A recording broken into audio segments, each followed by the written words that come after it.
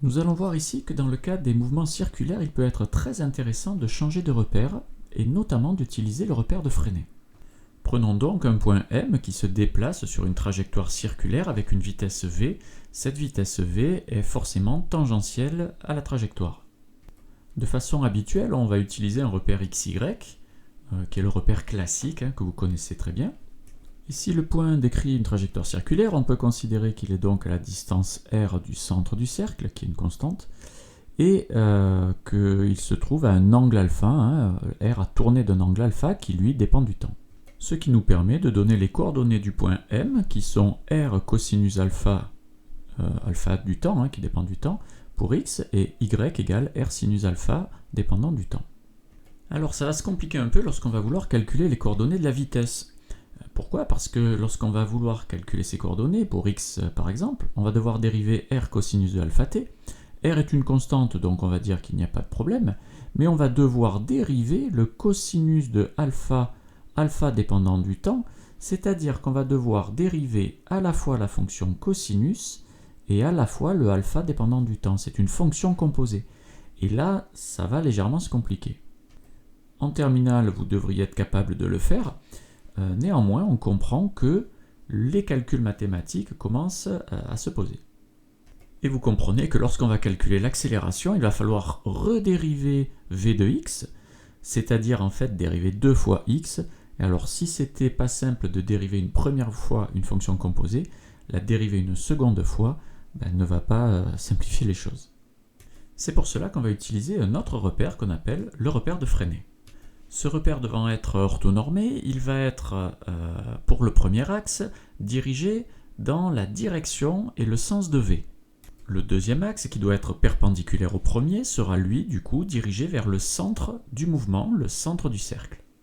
Et de la même façon que dans le repère xy, vous aviez les vecteurs unitaires i et j, eh bien le repère de Freinet aura des vecteurs unitaires qui sont ut pour le tangentiel et un pour le vecteur unitaire normal, qui est dirigé vers le centre du cercle.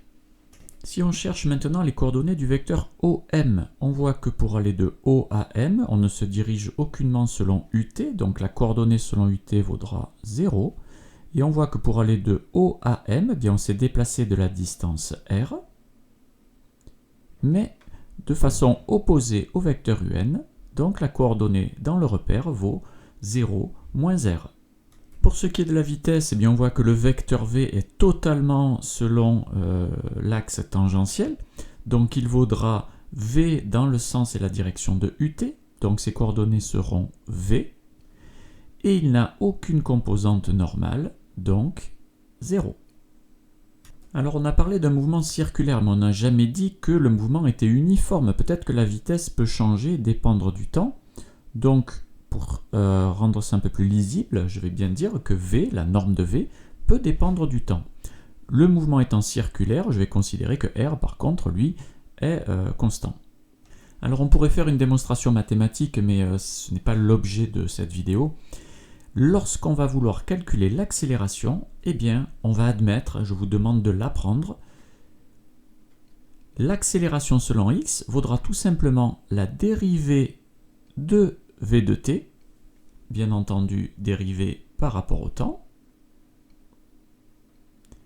Et pour ce qui est de la composante normale, elle vaudra v de t au carré divisé par le rayon de la trajectoire.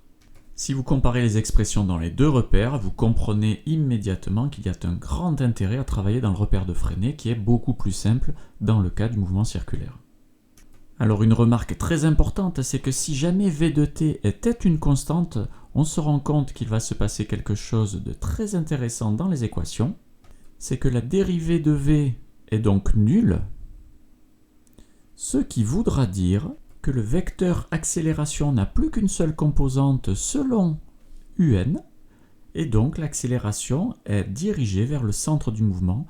On parlera d'une accélération centripète.